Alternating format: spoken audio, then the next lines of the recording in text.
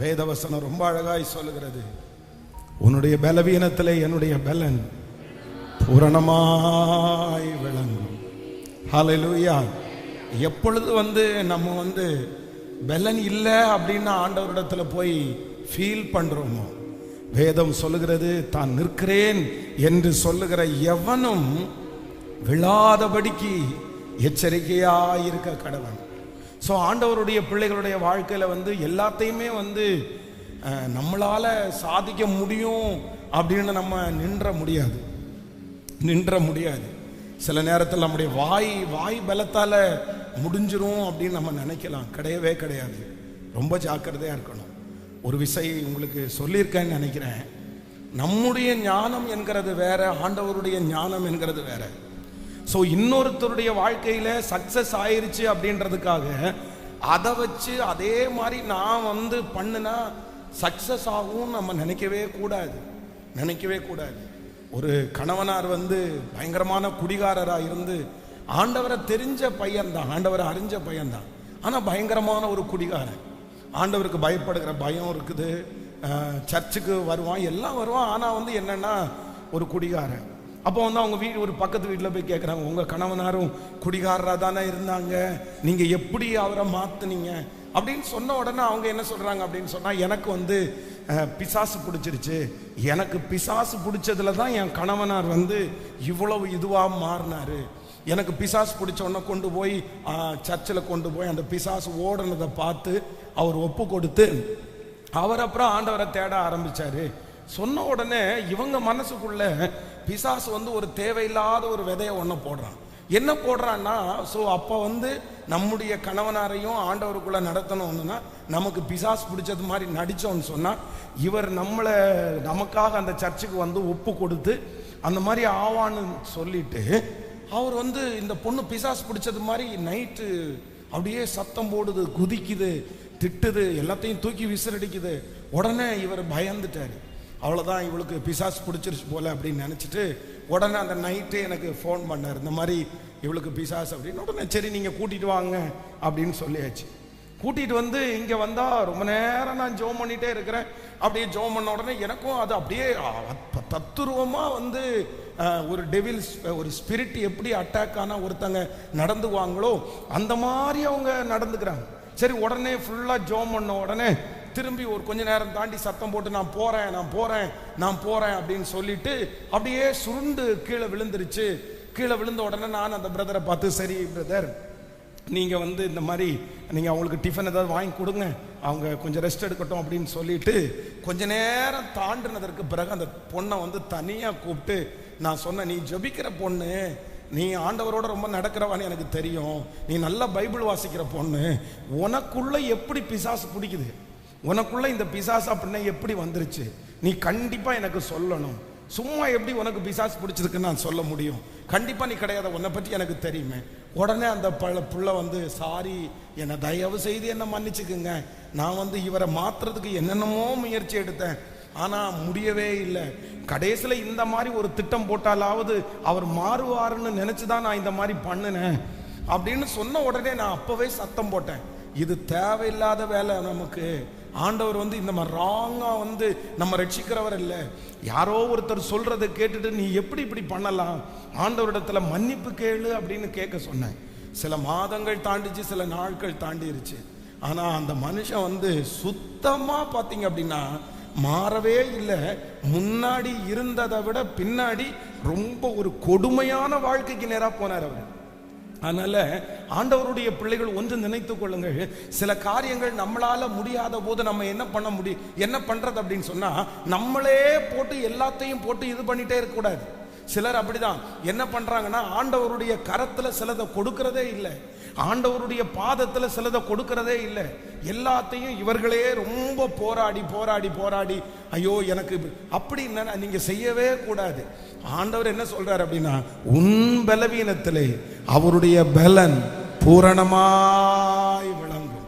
உங்களால முடியலையா ஒன்று நினைத்துக் கொள்ளுங்கள், இந்த சத்தத்தை கேட்கிற யார் ஒருத்தர் இன்னைக்கு நீங்க சொல்லலாம், பாச என்னால முடியவே இல்லை, என்னால முடியல, இந்த பிரச்சனை என்னால் சகிக்கவே முடியல, இந்த சூழ்நிலை என்னால் தாங்கவே முடியல. நான் இன்னைக்கு முழுக்க முழுக்க ஒரே ஒரு வார்த்தை சொல்லணும்னா, என்னால் முடியல பாஸ்டர், என்னால் முடியல. ஆனா வேதத்துல, நீங்க வேதத்துல வாசித்து பார்த்தீர்களானால், யாரெல்லாம் முடியல இதுக்கு மேல என்ன விட்டுருங்கன்னு சொன்னாங்களோ அவங்க யாரையுமே ஆண்டவர் முடியலன்னு சரிப்பா விட்டுரு அப்படின்னு சொல்லவே இல்லை. முதல்ல நீங்க எலியாவை பார்க்கும்போது எலியா என்ன சொல்றாரு அப்படின்னு சொன்னா, ஆண்டவரே என்னால முடியல, இதுக்கு மேல என்னால எல்லாம் வாழ முடியாது, எனக்கு முடிஞ்சிருச்சு, நான் ரொம்ப கஷ்டப்பட்டாச்சு, நான் எவ்வளவு ட்ரை பண்ணியாச்சு, எனக்கு ஒண்ணு பண்ணுங்க, இனி இந்த உலகத்துல வாழ்றது கூட நான் விரும்பல, என்னை எடுத்துக்குங்க ஆண்டவரே அப்படின்னு ஜெபம் பண்றாரு. ஆனா ஆண்டவர் அவனுக்கு ஒரு பலனை கொடுத்து கர்த்தர் சொல்லுகிறார், 40 நாள் ஒரு நாள் கூட பிரயாணம் பண்ண முடியல, அவரால் ஒரு அடி கூட எடுத்து வைக்க முடியல.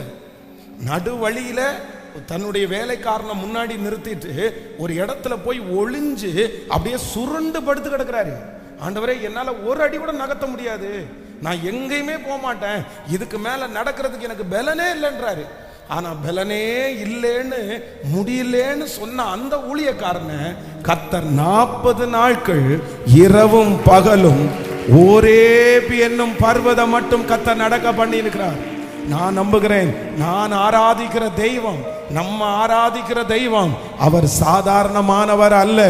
நீங்க எப்ப முடியலன்னு சொல்றீங்களோ, உங்க மனசுல முடியலன்னு தோணுதா, நான் நம்புறேன் நீங்க முடியலன்னு சொன்ன அந்த வார்த்தை கர்த்தருடைய சமூகத்திற்கு போய் எட்டுமே ஆனால் உங்களையும் கர்த்தர் அந்த ஊழியக்காரனை போல அவருடைய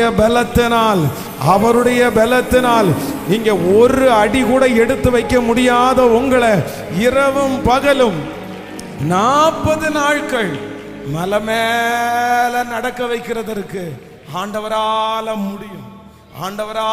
முடியும். என்னால முடியலன்னு நீங்க சோர்ந்து போகாதீங்க, என்னால முடியலன்னு மனம் தளராதீங்க, என்னால முடியலன்னு விட்டு ஓடலாமான்னு நினைக்காதீங்க. நான் நம்புறேன், இதுவரைக்கும் உங்க பலத்தால முடிஞ்சதை நீங்க செஞ்சீங்க. உங்க பலத்தால இவ்வளவு தூரம் வர முடியுமானால் இந்த ஜெபத்திற்கு பிற்பாடு உங்க வேலையில, உங்க வாழ்க்கையில கர்த்தருடைய பலன் உங்களோடு கூட இருக்கும்.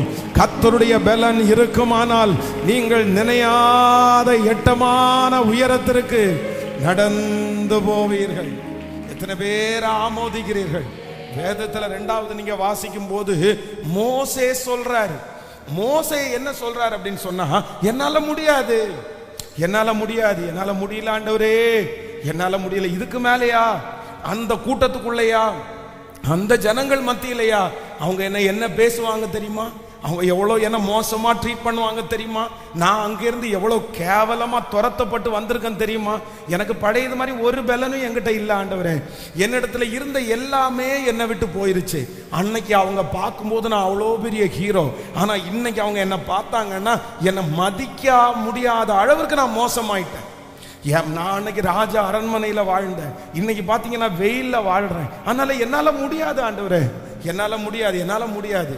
ஆனா வேதம் சொல்லுது, கர்த்தர் அவனை தைரியப்படுத்தி முடியலன்னு சொன்ன ஒரு மனுஷனை 120 வருஷம் கர்த்தர் வாழ வைத்து இஸ்ரவேல் ஜனங்களை எகிப்து தேசத்திலிருந்து கிருபையாய் ஆண்டவர் புறப்பட பண்ணினார். இந்த முழங்கால் யுத்த ஜெபத்துல கர்த்தர் வாக்கு கொடுக்கிறார், அவருடைய கரத்தினால முடியும், தேவனால் எல்லாம் கூடும். கர்த்தர் சொல்லுகிறார், உங்களை கொண்டுதான் ஆண்டவர் செய்ய போறார், உங்க குடும்பத்தை கொண்டுதான் ஆண்டவர் செய்ய போறார்.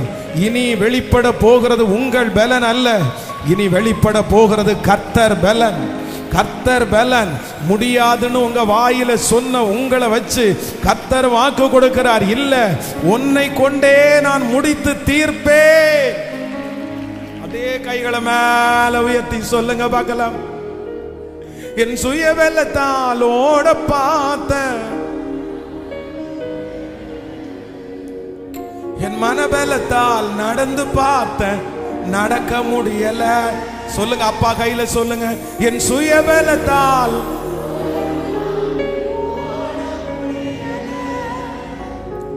என் மனபலத்தால் நடந்து பார்த்த, நடக்க முடியல. சொல்லுங்க, அப்பா பார்த்து எல்லாரும், என் தோள் பலத்தால் சுமந்து பார்த்த, சுமக்க முடியல, என் கால் பலத்தால் கடந்து பார்த்த கடக்க முடியல. எல்லாரும் சொல்லுங்க பார்க்கலாம். என் தோள் பலத்தால் சுமந்து பார்த்த சுமக்க முடியல. சத்தமா சொல்லுங்களேன். கடக்க முடி. இப்போ கைகளை மேல உயர்த்தி சத்தமா சொல்லுங்க பார்க்கலாம். நடக்க முடியல. எல்லாரும் சத்தமாய் இயேசுவே. எஸ், இந்த வார்த்தை கர்த்தர் சமூகத்துல போய் எட்டட்டும். இந்த வார்த்தை ஆண்டவருடைய சமூகத்துல போய் எட்டட்டும். சொன்ன உடனே சொல்ல சொல்ல வாலிப தம்பி அந்த பிரச்சனையை தாண்ட ஆண்டவர் பலன் தர்றார். அந்த பாவத்தை தாண்டறதுக்கு ஆண்டவர் பலன் தர்றாரு.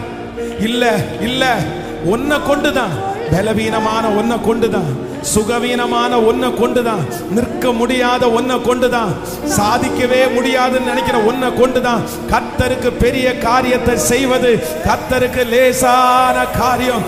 அதனால கையை மட்டும் மேல உயர்த்தி சத்தமா ஏசட்டா ஏசப்பாட்டா, ஆண்டவரே என்னால முடியல, நீங்க ரதலரம் தனமோ ரதலரல தரல, நடக்க முடியல. நன்றியப்பா நன்றியப்பா ஜீசஸ். ஏசப்பாட்ட பேசு, பேச பேச பேச அந்த கிருபை தாங்கி கொள்ளுங்க, கரத்தில் ஏந்தி கொள்ளு, தாங்கி கொள்ளுங்க.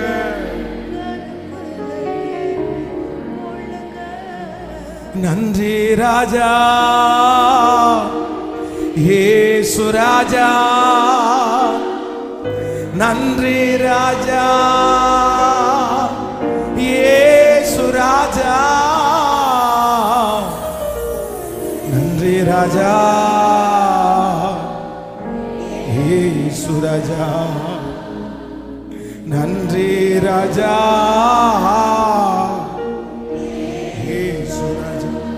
எங்களுக்கு சமாதானம் உண்டு பண்ணும் தண்டனையோ உம்மேலே விழுந்ததையா. சொல்லுவோம். எங்களுக்கு சமாதானம் உண்டு பண்ணும் தண்டனையோ உம்மேலே விழுந்ததையா. ஐயா உம்மேலே சொல்லு. ஐயா உம்மேலே விழுந்ததையா. சேர்ந்து நீ நல்லவர், நீ நல்லவர், சர்வ வல்லவர். பாடுங்க எல்லாரும்.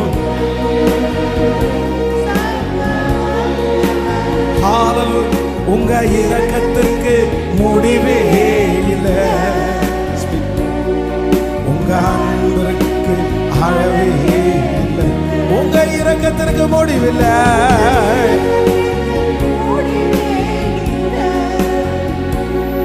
உங்க அன்பிற்கு அளவே இல்லை.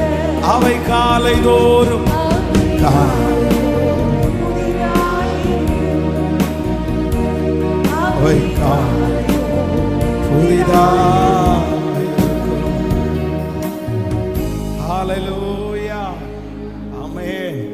ஆண்டவர் அந்த முடியல அப்படின்ற அந்த ஒரு வார்த்தையில நான் நம்புறேன் ஆண்டவருடைய இரக்கம் அப்படியே நம்ம மேல திரும்பிடும். எப்பவுமே நம்முடைய பலத்தை நம்ம ரொம்ப நம்பிடவே கூடாது. அவருடைய கிருபையை சார்ந்து வாழ ஆண்டவர் நமக்கு பலன் தருகிற ஒரு தேவனாக இருக்கிறார். ஹல்லேலூயா. வேதம் சொல்லுது, நான் கர்த்தர் நினிவே பட்டணத்திற்காக சொல்லும்போது சொல்றாரு, என்ன நீ அந்த ஆமணக்கிற்காக கவலைப்படுறியே, நான் அவ்வளவு லட்சம் பேர் இருக்காங்க, அந்த ஜனங்களுக்காக நான் பரிதபிக்க மாட்டேனா அப்படின்னு ஆண்டவர் சொல்றாரு. லட்சம் நம்ம என்ன சொல்றோம்னா ஒரு பெரிய கிரவுடு, ஒரு பெரிய கிரவுடுக்காக தான் ஆண்டவர் பரிதபிக்கிறாருன்னு சொல்றோம். ஆனா கர்த்தர் அந்த லட்சக்கணக்கான ஜனங்களுக்கு மட்டும் இல்ல, அந்த யோனா என்கிற ஒரு மனுஷனுக்காகவும் ஆண்டவர் என்ன பண்ணாருன்னா கர்த்தர் பரிதபிச்சாரு. ஒரு மனுஷனுக்காக ஆண்டவர் பரிதபிச்சாரு. அந்த ஒரு மனுஷனுக்காக ஆண்டவர் தேடி வந்தாரு. அதனால நம்ம ஒருத்தர் ஆண்டவரை தேடினாலும் கர்த்தர் நமக்காக ஒரு உதவியை அனுப்புறதற்கு வல்லவராக இருந்தார். ஆமென். இவ்வளவு தூரம் யோனா பின்மாறி போனதுக்கு பிற்பாடும் ஆண்டவர் அந்த யோனாவை காப்பாத்துறதுக்குன்னு ஒரு மீனை ஆண்டவர் வச்சிருந்தார்ல, அந்த மனுஷனுக்கே தெரியாம ஆண்டவர் வச்சிருந்தார்ல. தன்னுடைய வழியை விட்டு பின்மாறி போறான்னு தெரியும், தான் சொல்ல தனக்கு இஷ்டமில்லாத பாதையில அவன் போறான்னு தெரிஞ்சதுக்கு அப்புறம் கூட அந்த மாதிரி ஆண்டவர் ஒரு மீனுக்கு கட்டளை இட்டு இருக்கிறாருன்னு தெரிஞ்சிருந்தா யோனா என்ன கடல்ல போடுங்கன்னு சொல்லிருக்க கூட மாட்டான். ஏன்னா அந்த அளவுக்கு அவனுக்குள்ள வெறுப்பு இருக்குது. ஆனா அந்த மனுஷனையே காப்பாத்துறதுக்கு ஆண்டவர் ஒரு மீனுக்கு கட்டளையிட்டு இருந்தார்ல. அதனால நம்மளை ஆண்டவர் விட்டுற மாட்டாரு, நம்ம குடும்பத்தை ஆண்டவர் விட்டுற மாட்டாரு, உங்களை என்னை ஆண்டவர் கண்டிப்பா விட்டுற மாட்டாரு. எங்க போனாலும் அவருடைய கரம் நம்மளை கொண்டு வரும், உங்க பிள்ளைய கொண்டு வரும். உங்க பிள்ளை எங்க போனாலும் ஆண்டவர் அந்த பிள்ளைக்கு ஒரு மீனை கர்த்தர் வச்சிருப்பாரு, அந்த மகளுக்கு ஒரு மீனை வச்சிருப்பாரு. கைகளை மேல உயர்த்தி, இயேசுவே, யோனாவுக்கு ஒரு மீனை கர்த்தர் கட்டளையிட்டது உண்மையானால் என் பிள்ளைக்கு இப்போ ஒரு மீன் கட்டளையிடப்படுவதாக சத்தத்தை உயர்த்தி என் கணவனாருக்கு, என் மனைவிக்கு இன்றைக்கு ஆமென், இந்த ஜபத்துல ஜபிக்கிற ஜபம் இந்த வருஷம் முடிகிறதுக்குள்ள அந்த யோனாவை மறுபடியும் கர்த்தர் கொண்டு வருவார், அந்த மகளை கர்த்தர் மறுபடியும் கொண்டு வருவார். மறுபடியும் அந்த ட்ராக்ல அவங்க ஓடுவாங்க, மறுபடியும் அந்த தரிசனத்துல ஓடுவாங்க. ஸ்தோத்திரம் பண்ணி ஜெபம் பண்ணி, ஏசப்பா எங்களை மீட்டு கொண்டு வருகிறவர் நீங்க தான் ஆண்டவரே. ஹalleluya, ஹalleluya, ஆமென். ஆண்டவரால மாற்ற முடியாதுன்னு ஒண்ணுமே இல்லை. உங்களுடைய நம்பிக்கையை எப்பவுமே நீங்க தளர விடவே விடாதீங்க. எல்லாத்தையும் ஆண்டவர் மாற்றுவாரு, எனக்குள்ள இருக்கிற பாவத்தை எப்படி மாற்றுவாரு அப்படின்னு நீங்க நினைக்க வேண்டாம். இந்த உலகத்தில் அவர் வந்ததே எதுக்குன்னா பாவிகளை ரட்சிக்கிறதற்கு கிறிஸ்து இயேசு உலகத்தில் வந்தார். ஆமென். நீங்க கொஞ்சம் இடம் கொடுங்க, கொஞ்சம் ஹெல்ப் கேளுங்க, ஆண்டவருடைய சமூகத்துல அந்த வாஞ்சையோட கேளுங்க. கர்த்தர் அதிலிருந்தும் விடுதலை கொடுக்கிறதற்கு என் கர்த்தர் வல்லவராய் இருக்கிறார். ஆமென்.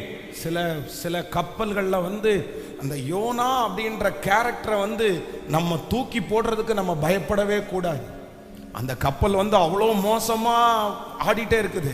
யோனாட்ட கேட்குறாங்க, சீட்டு உன் பேர்ல விழுந்திருக்குது, நாங்க உனக்கு என்ன செய்யணும் அப்படின்னு கேட்கும்போது யோனா என்ன சொல்றாருன்னா, என்ன தூக்கி.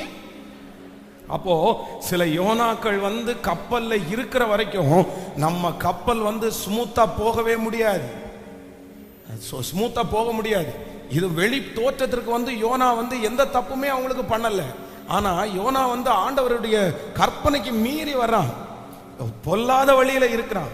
அதனால ஆண்டவர் சில யோனாக்களை உங்க வாழ்க்கையில தூக்கி போட சொல்றாரா, நீங்க எதுவுமே யோசிக்க கூடாது. இவங்க எல்லாம் பயப்படுறாங்க, ஐயோ எப்படி ஒன்ன தூக்கி போடுறது அப்படின்னு. இல்ல, சமுத்திரம் உங்களுக்கு மும்முரத்தை விட்டு அடங்கணும்னா நீங்க பட்சபாதம் பார்க்க கூடாது, நீங்க அந்த இடத்துல மனிதாபிமானம் பார்க்க கூடாது. அந்த இடத்துல யோனான்னு தெரிஞ்சதற்கு பிற்பாடு அந்த யோனாவை நம்ம தூக்கி போடல அப்படின்னு சொன்னா கண்டிப்பாக நம்முடைய கப்பல் அசைகிறது நிக்காது, அந்த கொந்தளிப்பு நம்மளை விட்டு அமராது. ஆனா யோனாவை தூக்கி போட்ட அடுத்த நிமிஷத்துல அந்த கப்பலுடைய ஒரு சமாதானம் வந்துச்சு இல்ல. ஆண்டவருக்கு பிரியம் இல்லாத எந்த யோனா உங்கள்கிட்ட இருக்கிறான்? எந்த யோனா உங்கள்கிட்ட இருக்குது? இன்னைக்கு ஆண்டவர் இன்னைக்கு எச்சரிக்கிறாரு, அந்த யோனாவை நீங்க தூக்கி போடுற வரைக்கும் கொந்தளிப்பு உங்களை விட்டு மாறாது, கொந்தளிப்பு உங்களை விட்டு போகாது. நீங்க என்ன சம்பாதிச்சாலும் எல்லா சம்பாத்தியத்தையும் நீங்க கடல்ல தான் அழிக்கணும். வேதம் சொல்லுது, அவ்வளவு சொத்தை அவ்வளவு பொருளை வாங்கிட்டு வர்றாங்க, அத்தனை வருஷத்தினுடைய உழைப்பு. வருஷத்துக்கு ஒரு டைம், 6 மாசத்துக்கு ஒரு டைம் தான் அவங்க போய் சிட்டியில போய் பர்ச்சேஸ் பண்ணிட்டு வருவாங்க. தங்களுடைய சிலருக்கு 6 மாதத்தினுடைய உழைப்பு, சிலருக்கு 1 வருஷத்தினுடைய உழைப்பு. ஆனா அந்த கடல் கொந்தளிக்கிறத பார்த்து கப்பல்ல இருக்கிறது மொத்தத்தையும் தூக்கி ஒன்னொன்னா போடுறாங்க. எவ்வளவு தூக்கி போட்டாலும் அந்த சமுத்திரம் எல்லாத்தையும் வாங்கிருச்சே தவிர சமுத்திரம் தன்னுடைய மும்முரத்தை விட்டு அடங்கவே இல்லை. அதனால ஆண்டவருடைய பிள்ளைகளே, சிலருடைய கையின் பிரயாசங்கள் தோற்று போவதற்கு காரணம் என்ன அப்படின்னு சொன்னா, நீங்க எவ்வளவு இழந்தாலும் அந்த யோனாவை தூக்கி போடல, அந்த பிரச்சனையை தூக்கி போடல, அந்த கீழ்ப்படியாம தூக்கி போடல, அந்த அசுத்தத்தை தூக்கி போடாம சமாதானம் உண்டாகாது, செழிப்பு உண்டாகாது. நீங்க அதுல இருந்து மாறிதான் ஆகணும். நீங்க அதுல இருந்து விடுதலை ஆகிதான் ஆகணும். நீங்க ஒரே பிடியா நில்லுங்க. உலகத்தில் வந்து எந்த மனுஷனையும் பிரகாசிப்பிக்கிற ஒளி அந்த தேவனால கண்டிப்பா உங்களுக்கு அற்புதத்தை செய்கிறதற்கு முடியும். ஆமென். அதற்கு பட்சபாதமே காண்பிக்காதீங்க, அதற்கு அன்பே காமிக்காதீங்க. இது ஒன்னு கேரக்டர், இன்னொன்னு பர்சன். சில மனிதர்கள் கூட அப்படிதான் இருப்பாங்க. யோனான்னு உங்களுக்கு தெரிஞ்சிருச்சுன்னா, இவர் மூலமா தான் இத்தனை பிரச்சனை வருதுன்னு தெரிஞ்சிருச்சுன்னா, அந்த நபரை நீங்க சமாதானம் பண்ணிட்டு இருக்க முடியாது. ஐயோ பாவம்னு நீங்க சொல்ல முடியாது. அவங்கள பாவம் பார்த்துட்டீங்கன்னா நீங்க ஒன்றும் பண்ண முடியாது. ஆபிரகாமை குறித்து வேதம் சொல்லுது, லோத்துனுடைய மந்தை மேய்ப்பருக்கும் ஆபிரகாமுடைய மந்தை மேய்ப்பருக்கும் வாக்குவாதம் வருது. எப்படி அந்த வாக்குவாதம் வரலாம்? அந்த மனுஷன் நல்ல மனுஷனா இருந்தா அவங்க மேய்ப்பர்களை பார்த்து என்ன சொல்லி திட்டிருக்கணும்னா, ஒழுங்கா இருந்துக்குங்க, அவர் கொடுக்கிற ஆட்டில் தான் நம்ம பிழைச்சிட்டு இருக்கிறோம், அவரிடத்துல தான் நீங்க எல்லாம் வந்தீங்க, அதனால அந்த மாதிரி அவருக்கு தான் முன்னுரிமை அப்படின்னு சொல்ல வேண்டிய அந்த மனுஷன் லோத்து சண்டையை பார்த்து ரசிச்சிட்டு இருந்தான். அப்பதான் ஆபிரகாம் சொல்றாரு, நீ வலதுபுறம் போனால் நான் இடதுபுறம் போகிறேன். இத்தனைக்கும் லோத்து மேல அவ்வளவு பற்றுதலா இருந்த மனுஷன் விட்டுட்டாரு. நீ போயிருப்பா, நீ போயிரு. அதற்கு பிறகு அந்த லோத்தையும் சேர்த்து 5 ராஜாக்கள் அப்படியே பிடிச்சிட்டு போனாங்கன்னு தெரிஞ்சதுக்கு அப்புறம் இவர் ஒரே ஒரு ஆள். ஆபிரகாமை குறித்து வேதம் சொல்லுது, அவருடைய வீட்டில் இருக்கிற கொஞ்சம் 120-150 பேருக்குள்ள அந்த இருக்கிற பிள்ளைகள் கையில, அதுவும் பெரிய பட்டயத்தெல்லாம் அவங்களுக்கு எடுக்க தெரியாது, அவர்களை கூட்டிட்டு போய் 5 ராஜாக்களை முறியடிக்க கூடிய பலத்த கர்த்தர் தந்திருக்கிறார். இத்தனைக்கும் ஆபிரகாமுக்கு யுத்தத்தை பற்றி ஒண்ணுமே தெரியாது. யுத்தத்திற்கு போகக்கூடிய ஒரு எக்யூப்மெண்ட்ஸ் கூட இல்லை. இந்த சோதோம் குமாரில் கிட்டத்தட்ட 3 நினைக்கிறேன், 3 ராஜா, ஆப்போசிட்ல அங்க கிட்டத்தட்ட 9 அத்தனை பேரையும் தன்னுடைய வீட்டில் இருக்கிறவர்களை கொண்டு ஆபிரகாமால முறியடிக்க முடிஞ்சிருச்சு. காரணம் என்னன்னா, ஆபிரகாமோடு கர்த்தர் இருந்தார். கர்த்தருடைய பிள்ளைகளே, உங்களுக்கு பழக்கம் இருக்கோ இல்லையோ, உங்களுக்கு அதை குறித்து ஞானம் இருக்கோ இல்லையோ, அதற்குரிய எக்யூப்மெண்ட்ஸ் உங்கள்கிட்ட இருக்கோ இல்லையோ, அதற்குள்ள பணம் ஆள் பலம் உங்களுக்குள்ள இருக்கோ இல்லையோ, ஆனா ஆண்டவர் மட்டும் உங்களோடு கூட இருந்தாரே, ஆனால் உங்களுக்கு விரோதமாய் இருக்கிற யுத்தத்தை நீங்கள் சிறப்பாய் நடத்தி முடிப்பீர்கள். நல்ல கரங்களை மேல தட்டி, அது ஆண்டவருக்கு ஒரு பெரிய விஷயமே இல்லை. ஆமென். அவருடைய சமூகத்துல அந்த பணம் ஒரு பெரிய பொருட்டு அல்ல, அந்த படிப்பு ஒரு பெரிய பொருட்டு அல்ல, அந்த திறமை ஒரு பெரிய பொருட்டு அல்ல, அந்த ஆயுதம் ஒரு பெரிய பொருட்டு அல்ல. ஒரு சிங்கிள் மேன் தன்னுடைய ஃபேமிலியோட சேர்ந்து 5 ராஜாக்களை ஜெயிக்க முடியுமானால், உலகத்தில் இருக்கிறவனை விட உங்களுக்குள்ளே இருக்கிறவர் பெரியவர். நான் நம்புறேன், உங்களை கொண்டும் என்னை கொண்டும் கர்த்தர் ராஜ்யங்களை அசைப்பது. நல்ல கரங்களை தட்டி ரிசீவ் பண்ணி அந்த ஃபெய்த், அந்த வல்லமை, நல்ல கரங்களை தட்டி பெற்றுக்கொள்ளுங்க. ஆமென். ஹalleluya, ஹalleluya. அப்ப நமக்குள்ள ஆண்டவர் வந்துட்டாருன்னு வச்சிருங்களேன், அசூர பலம் வரும், அசூர பலம் வரும். நம்மளை பார்த்து நிறைய பேருக்கு பிரமிப்பே உண்டாகும். எப்படிங்க தாண்டுறீங்க, எப்படிங்க இதெல்லாம் கேட்டுட்டு அமைதியா இருக்கிறீங்க, எப்படிங்க உங்களால மட்டும் சகிக்க முடியுது? இந்த எப்படிங்கன்ற வார்த்தையை கேட்கிற அளவிற்கு உங்களை எக்யூப் பண்றதற்கு நான் ஆராதிக்கிற தேவன் வல்லவராயிருக்கிறார். இன்றைக்கு நீங்கள் பயந்து கொண்டிருக்கலாம், இன்றைக்கு நீங்கள் ஒன்றுக்கும் உதவாதவர்கள் போல இருக்கலாம், இன்றைக்கு நீங்க ரொம்ப தாழ்வா இருக்கலாம். கர்த்தர் மட்டும் உங்களை கையில எடுத்துட்டாருன்னு வைங்க, கர்த்தர் மட்டும் உங்களை கையில எடுத்துட்டாருன்னு வைங்களேன், உங்களுக்கு அவ்வளவு சீக்கிரமா நீங்கெல்லாம் எதுக்குமே கவலைப்பட மாட்டீங்க. நீங்க அந்த சும்மா தொட்டால் சினிங்க மாதிரி எல்லாம் இருக்க மாட்டீங்க. உங்களுக்குள்ள அது இருக்கவே இருக்காது. உங்களை பார்த்த உடனே நிறைய பேர் என்ன சொல்லுவாங்கன்னா, நீ ஒரு இரும்பு மனுஷன், நீ ஒரு இரும்பு மனுஷி. ஹல்லேலூயா. நான் விசுவாசிக்கிறேன், இந்த 23வது நாள் இந்த ஜெபத்துல கர்த்தர் இந்த சத்தத்தை கேட்கிற அத்தனை பேருக்கும் தலையின் மேல ஒரு கிருபையை எழுதட்டும். இவள் ஒரு இரும்பு மனுஷி, இவ ஒரு இரும்பு மனுஷன். பிசாசு வெட்கப்படுவானாக, பிசாசு ஓடுவானாக. உங்களை கரைப்படுத்துகிற, உங்களை மன கஷ்டப்படுத்துகிற அத்தனை காரியத்திலிருந்து விடுதலை. ஹல்லேலூயா. சூழ்நிலை எல்லாம் எதிரானாலும், சுற்றத்தார் என்னில் பகையானாலும், வல்லவர் எனக்குள்ளே இருக்கிறதுனால அவருடைய வல கரம் என்னை கிருபையாய் தாங்க போகிறது. ஆமென். ஒரு தீர்மானம் எடுங்க. ஆண்டவர் இன்னைக்கு பேசுறாரு. யோனா, அந்த யோனான்ற அந்த பர்சனை நம்ம ரொம்ப கவனமா அதுல இருக்கணும். கர்த்தர் சொல்லுகிறார், ஒளிக்கும் இருளுக்கும் சம்பந்தம் ஏது? அவிசுவாசிகளுடைய விசுவாசிக்கு பங்கு ஏது? அவங்க இருக்கும்போது ரொம்ப நல்லா இருக்கிறது மாதிரி தெரியும், அவங்க தான் நமக்கு ஆறுதலா இருக்கிறது மாதிரி தெரியும். இல்லவே இல்லை, இல்லவே இல்லை. அவங்களுக்கு அந்த ஃபீலே இருக்காது. யோனாவுக்கு என்ன ஃபீல் இருந்துச்சு? அத்தனை பொருளை தூக்கி கடல்ல போடும்போது அவன், ஐயோ உங்களை நான் இப்படி நஷ்டப்படுத்திட்டேனே அப்படின்னு ஃபீல் பண்ணானா? ஃபீல் பண்ணவே இல்லை. நீங்க மட்டும் கர்த்தருக்கு சித்தம் இல்லாத யோனாவை தூக்கி போடுங்க, அந்த யோனா ஃபீல் பண்ணுதான்னு பாருங்க. அந்த யோனா ஃபீல் பண்ணாது. நம்மகிட்ட இருக்கிற வரைக்கும் தான் நடிப்போம். சிம்சோன் அவ்வளோ பெரிய மனுஷன், தன்னுடைய வாழ்க்கையில தோல்வி அடைஞ்சதுக்கு காரணம் என்ன தெரியுமா? தப்புன்னு தெரிஞ்ச உடனே தூக்கி போடுறதுக்கு மனசு இல்லை பாருங்க. இவங்க ரொம்ப சாஃப்ட். அவ என்னதான் ஆள் தான் பெரிய ஆள் தான் வாட்ட சாட்டமான ஆளா இருந்தாலும், உள்ளுக்குள்ள எதிரியை ஜெயிக்கக்கூடிய பெரிய பலன் இருந்தாலும், மனசு இழகுன மனசு.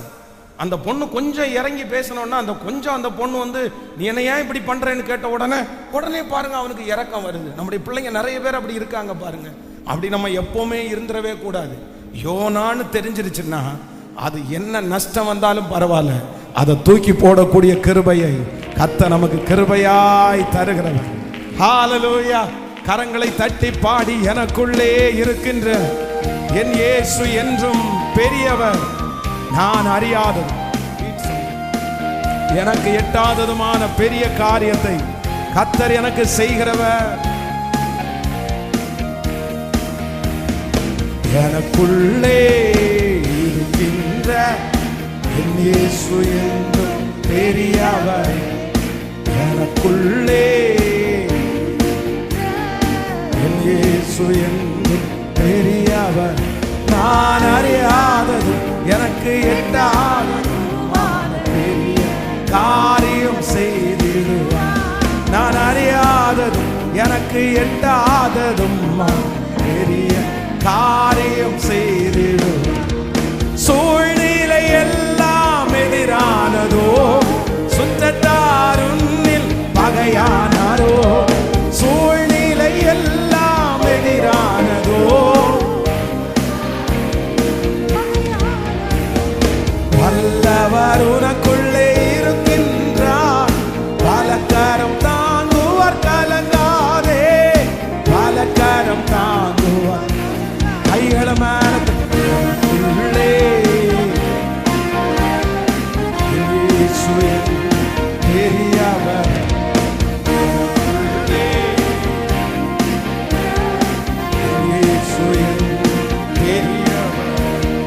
நம்பிக்கையில்லா நிலையானதோ, விசுவாசம் உன்னில் குறைவானதோ,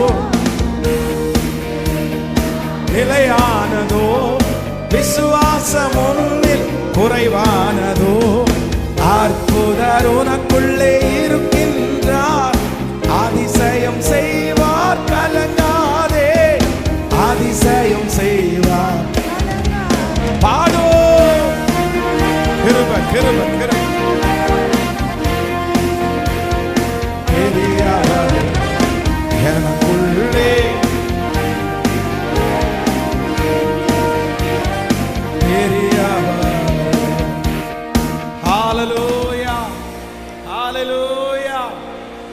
ஆமென். நான் முடியாது அப்படின்னு நான் நினைக்கும் போது என்னை கொண்டு எவ்வளவு பெரிய காரியத்தை வேணாலும் என் ஆண்டவரால செய்ய முடியும், செய்ய முடியும். என் கையில் அதுக்கு எல்லாம் இருக்கணும்னு அவசியம் கிடையாது, எனக்கு அதுக்குரிய சூழ்நிலை எல்லாம் இருக்கணும்னு அவசியம் கிடையாது. அவர் என்னை கொண்டு செய்யணும்னு நினைச்சிட்டார் அப்படின்னு சொன்னார். அவர் என்னை கொண்டு செய்ய நினைத்ததை எதுவும் தடுத்து நிறுத்த முடியவே முடியாது. ஒண்ணுமே இல்லைனாலும் நீங்க கவலைப்பட வேண்டிய அவசியமே இல்லை. 5000 பேர் புருஷர்கள் மட்டும் இருக்கிறாங்க. அத்தனை பேருக்கும் சாப்பாடு கொடுக்கிறதுக்கு 2 மீனையும் 5 அப்பத்தையும் கொண்டு தானே கர்த்தர் அத்தனை பேரை போஷிச்சாரு. என் தேவன் 12 கூட நிறைய மிச்சம் எடுத்தார்ல, உங்களுக்கும் எனக்கும் ஆண்டவர் ஏன் செய்ய மாட்டாரு? ஆமென். அவருக்கு ரொம்ப பிடிக்கும், ரொம்ப பிடிக்கும். எது ஆண்டவருக்கு பிடிக்கும்னா பலவீனமானவைகளை கொண்டு அவருடைய ராஜ்யத்தை கட்டுறது அவருக்கு ரொம்ப பிடிக்கும். உங்களையும் என்னையும் கொண்டு அவர் பயன்படுத்துவது அவருக்கு ரொம்ப பிடிக்கும். நம்ம அவருடைய கரத்தில் இருக்கிறோம். ஹல்லேலூயா.